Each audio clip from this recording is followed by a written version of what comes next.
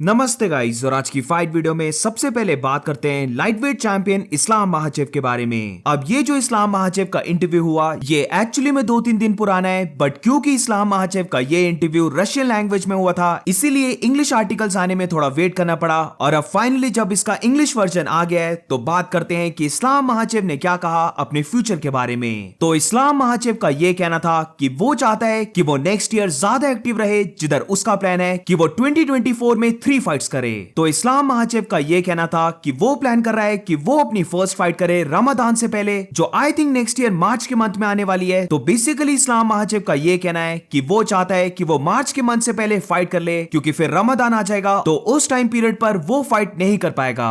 उसने already UFC को inform कर दिया है कि वो चाहता है कि वो रमजान से पहले फाइट करे, क्योंकि उसका प्लान है कि वो नेक्स्ट ईयर 3 फाइट्स करे और इसीलिए वो अपनी ट्रेनिंग को कंटिन्यू रखेगा और जितना हो सकता है उतना शेप में रहेगा, ताकि जब भी उसको यूएफसी से कॉल आए तो वो फाइट करने के लिए रेडी हो। अब आई रियली लाइक दिस, क्योंकि अब वो चाहता है कि वो ज्यादा एक्टिव रहे, वो फाइट्स करता रहे, और ऐसी चीजें फाइटर्स की तरफ से सुनना टू बी ऑनेस्ट काफी अच्छा लगता है। बट इस्लाम महाचेव के इस प्लान में एक प्रॉब्लम है, और वो प्रॉब्लम ये है कि UFC 297, UFC 298 और UFC 299 भी बुक हो चुके हैं। अगर UFC 299 अर्ली मार्च में हो जाती है या फिर मार्च के मंथ से पहले हो जाती है तो मे बी उस कार्ड में इस्लाम महाचेव फाइट कर सकता है। बट प्रॉब्लम तो इस कार्ड में भी है, क्योंकि शॉन ओमेली और मार्लिन चिटोवेरा की फाइट ऑलरेडी इस कार्ड के लिए बुक हो गई है।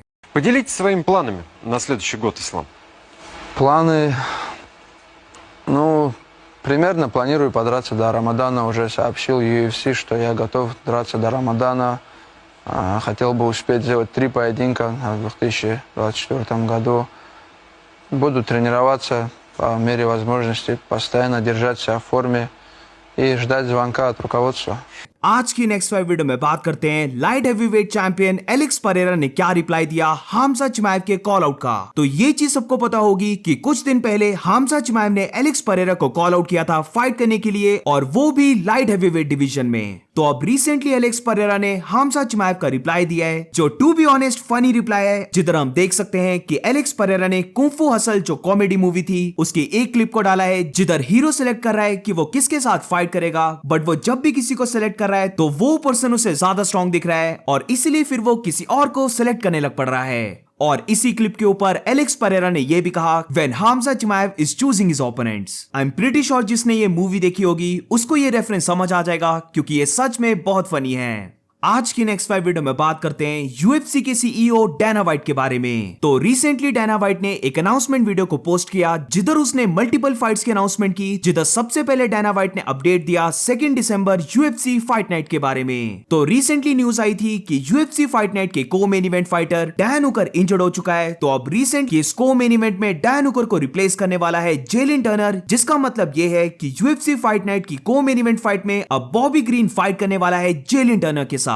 ऑल्सो पहले ये को मेन इवेंट 5 राउंड्स का था, बट अब क्योंकि डैन हुकर इंजर्ड हो चुका है और ये एक शॉर्ट नोटिस फाइट है, इसीलिए अब ये को मेन इवेंट 3 राउंड्स का होगा। अब इसी के साथ डिसंबर 9 जो एक और यूएफसी फाइट नाइट कार्ड है उसकी मेन इवेंट को अनाउंस करते हुए डैना वाइट ने ये कहा कि बैंटवेट फाइटर सोंग येडोंग फाइट करने वाला है क्रिस गुटियरेस के साथ, और इस इवेंट को यूएफसी चाइना जो शंघाई में होने वाला था उधर से कैंसिल होके यूएफसी एपेक्स में हो रहा है। अब नेक्स्ट अपडेट के बारे में सब जानते हैं, जिधर डैना वाइट ने अनाउंस किया कि UFC 298 जो 17 फरवरी को होने वाली है, उधर featherweight champion Alexander Volkanovski fight करने वाला है इलिया टोपुरिया के साथ। और इसके बाद जो लास्ट फाइट डैना वाइट ने अनाउंस की वो एक मिडलवेट डिवीजन फाइट है, जो UFC फाइट नाइट की मेन इवेंट फाइट है, जो होने वाली है 10 फरवरी को, जिधर जो पाइफर फाइट करने वाला है जैक हरमैनसन के साथ। तो ओवरऑल अमेजिंग फाइट्स, जहां पर अलेक्जेंडर और इलिया की फाइट को लेकर तो सारे एक्साइटेड हैं, बट मैं जो पाइफर के लिए भी एक्साइटेड हूं, क्योंकि UFC जो पाइफर को एक हल्का सा बिग जंप दे रही है, जिधर वो अब फाइट करेगा जैक हरमैनसन के साथ, जो एक काफी एक्सपीरियंस फाइटर है।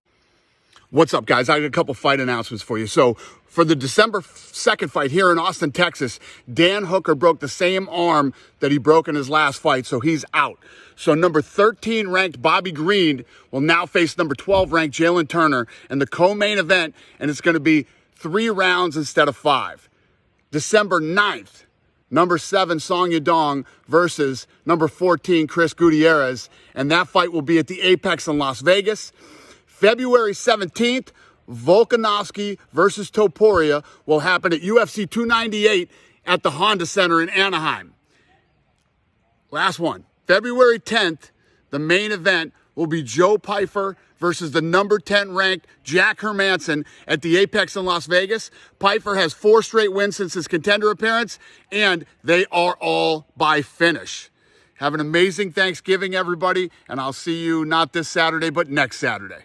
आज की नेक्स्ट 5 वीडियो में बात करते हैं फॉर्मर मिडिलवेट चैंपियन इजराइल अदसानिया के बारे में। तो रिसेंटली इजराइल अदसानिया ने एक पोस्टर को डाला जिसको अभी तुम स्क्रीन पे देख रहे होंगे, और ये पोस्टर वायरल हो चुका है। इस फोटो को देखकर ऐसा लग रहा है कि इजराइल अदसानिया UFC 298 में कम बैक कर रहा है और वो फाइट करने वाला है light heavyweight champion Alex Pereira के साथ। तो जो लोग बहुत एक्साइटेड हो गए थे इस पोस्टर को देखकर, उनको मैं बता दूं कि इजराइल अदसानिया ने एक क्लिकबेट वाला पोस्टर डाला है, यानी कि ये पोस्टर एक फेक पोस्टर है और इजराइल अदसानिया UFC 298 में अपना कमबैक नहीं कर रहा है। आज की नेक्स्ट 5 वीडियो में बात करते हैं हबीब और इस्लाम महाचेव के कोच हावियर मेंडेस का क्या कहना था इन दोनों के बारे में। तो बेसिकली इधर हावियर मेंडेस एक्सप्लेन कर रहा है कि क्यों इस्लाम महाचेव ज्यादा ऑलराउंड फाइटर है एज कंपेयर टू हबीब नुरमागोमेडोव। तो हावियर मेंडेस का ये कहना था कि जब इस्लाम महाचेव उनके जिम में आया तो उसने स्ट्राइकिंग को बहुत ही जल्दी लर्न कर लिया, क्योंकि वो पहले से भी बाकी कोचेस के साथ स्ट्राइकिंग कर रहा था। वेयरएज अगर हबीब की बात करें तो हबीब ने सिर्फ अपने फादर अब्दुल मनाफ और उसके साथ ट्रेन किया है। तो बेसिकली हबीब के ट्रेनर्स उन दोनों के अलावा कोई और नहीं था। वेयरएज अगर इस्लाम महाचेव की बात करें तो वो बाकी कोचेस के साथ भी ट्रेन करता है और इसीलिए वो ज्यादा बेटर ऑलराउंड फाइटर है as compared to Khabib. You know, when he came, he adapted to the striking really quick because he trained at home with other striking coaches,